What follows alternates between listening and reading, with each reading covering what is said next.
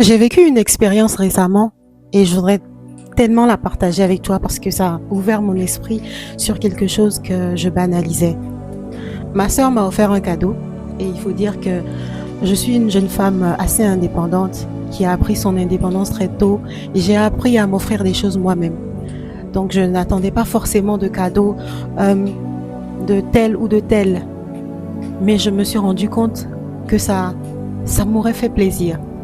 Et elle m'a offert le cadeau et j'ai eu du mal à le prendre dans mes mains. J'avais du mal à elle m'a dit, tiens, c'est ton cadeau. Et j'avais du mal à le prendre dans mes mains.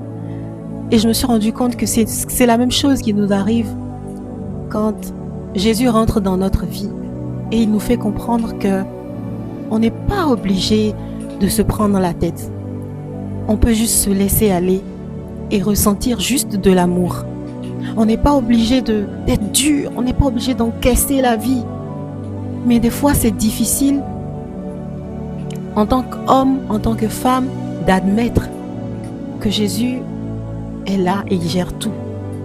On veut réfléchir, on veut faire les choses par nous-mêmes. Ce jour-là, ça m'a fait découvrir une facette de moi-même que je ne connaissais pas.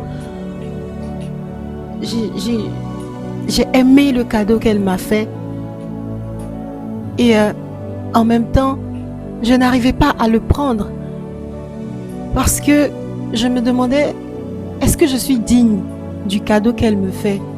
Est-ce que je suis digne de tout l'amour qu'elle me donne? Est-ce que je mérite ce cadeau? Et généralement, c'est ce qui nous arrive avec Jésus. On se dit qu'on ne le mérite pas. C'est difficile de prendre ce que Dieu nous donne sur un plateau d'argent. On pense qu'on doit lutter, on pense qu'on doit souffrir pour l'avoir. C'est vrai qu'il faut la collaboration entre l'homme et Dieu pour que la manifestation de Christ arrive sur la terre. Mais je veux dire que ce n'est pas nous qui avons aimé Jésus en premier. C'est lui qui nous a aimés. Lorsque Jésus a décidé de venir sur la terre et mourir pour nous, on n'était pas au courant, on n'avait aucune idée de ce qui se tramait, mais il nous a aimés. Il a planifié de mourir pour nous par amour sans que nous n'ayons à dire quoi que ce soit, sans que nous n'ayons à demander quoi que ce soit, surtout sans que nous n'ayons à le mériter. Jésus aime encore.